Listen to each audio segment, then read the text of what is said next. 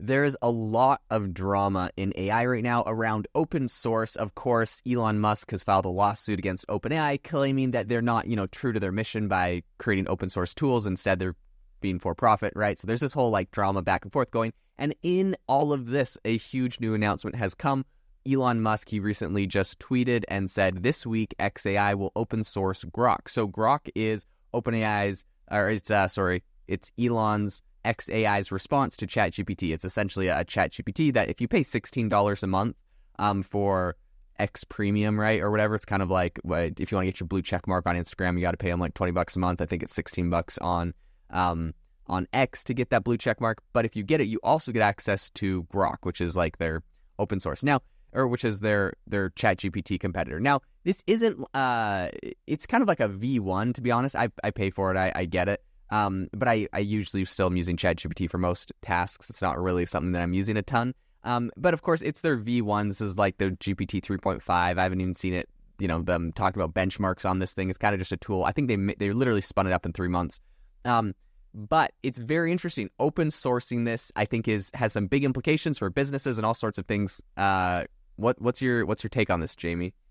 Yeah, I mean, I think all these businesses are starting to realize that open source really is the way to go with AI, because it's going to be able to just make it better overall, having input from different people using it for different things, and just having it be accessible to anyone, similar to Wikipedia we've mentioned in the past.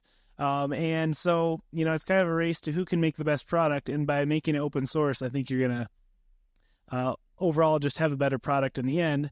Obviously, I understand there's security concerns and misuse concerns, but I think as we continue to grow and develop these AI systems, that'll just be kind of a natural thing that we have to deal with anyway. So what do you think, Jaden?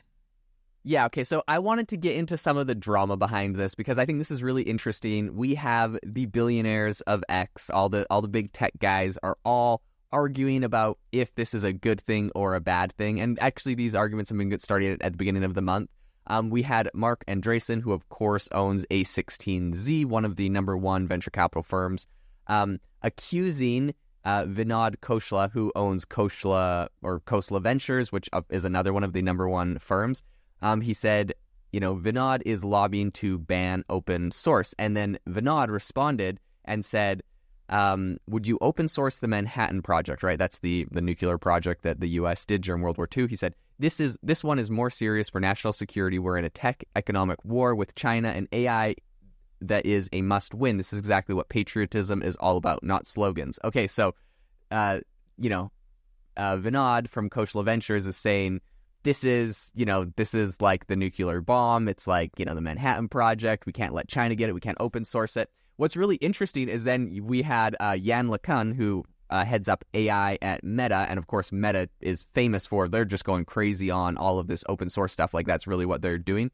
And he said, whatever war you think we are in, Vinod, will inevitably lose if we ban or merely hinder open source AI platforms.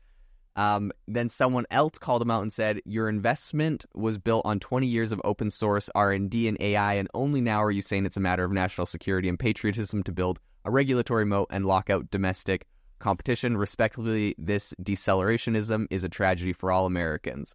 It's pretty funny. Someone else said, this is so wrong-headed. AI is not nuclear fusion, it's fusion. Anyways, what do you take on this? This is obviously like something that a lot of people are really up in arms about, and it's a big controversy. What are your thoughts?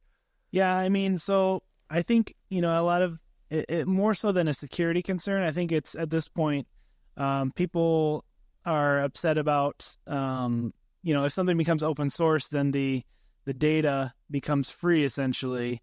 And I think people are maybe upset. They had, business models that included selling data and buying data, and now they can't do that. And so it's kind of, to me, that would be the upsetting part as a tech company who, plan to, make all these algorithms and buy and sell data. So that's, I guess, my first reaction. Second reaction would just be that, I don't know, I think